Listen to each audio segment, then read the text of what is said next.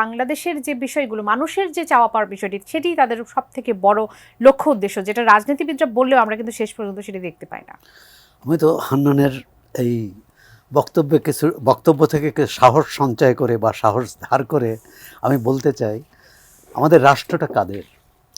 রাষ্ট্রটা কিন্তু শুধু ভদ্রলোকদের, রাষ্ট্রটা এই শ্রমজীবী মেহনতি মানুষদের, রিক্সা চালক, অটো চালক, হকার, তাদের জন্য কি সংস্কার হচ্ছে? তাদের জন্য কোনো তো সংস্কার প্রস্তাব দেখছি না।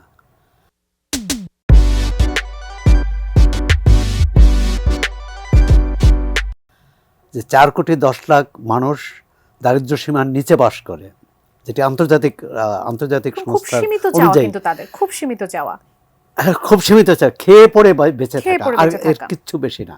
এমনকি তার সন্তান উচ্চশিক্ষা নেবে তাও না, অন্তত মানুষ মানে কি বলে, জীবিকা নির্বাহ চালানোর করার মতো, বিষয়টি। জীবিকা নির্বাহের মতো শিক্ষাটা তো চান। এদের জন্য কি সংস্কার?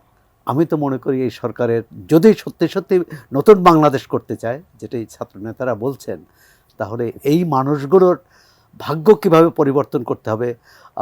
হান্নান বলেছেন তাদের ঘরে যেয়ে পৌঁছে দেওয়া উচিত, এই স্বল্প কী বলে সাশ্রয়ী মূল্যে দেওয়া। বাংলাদেশের রেশনিং সিস্টেম একসময় ছিল, এখন যে পুরোপুরি বন্ধ হয়নি, কিন্তু সুবিধাভোগীরাই সেটা পান।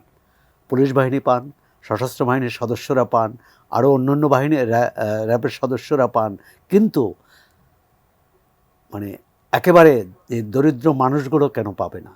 অর্থাৎ একদম। রাষ্ট্রের যে বৈষম্যমূলক নীতি, সেটা তো কোনো পরিবর্তন দেখছি না।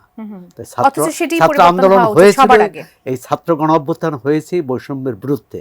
সুতরাং এই গরিব মানুষগুলোর ভাগ্য উন্নয়নে যদি কোনো সংস্কার প্রস্তাব থাকে, তাহলেই বাংলাদেশ বদলাবে, আর যদি না থাকে, বাংলাদেশ বদলাবে না।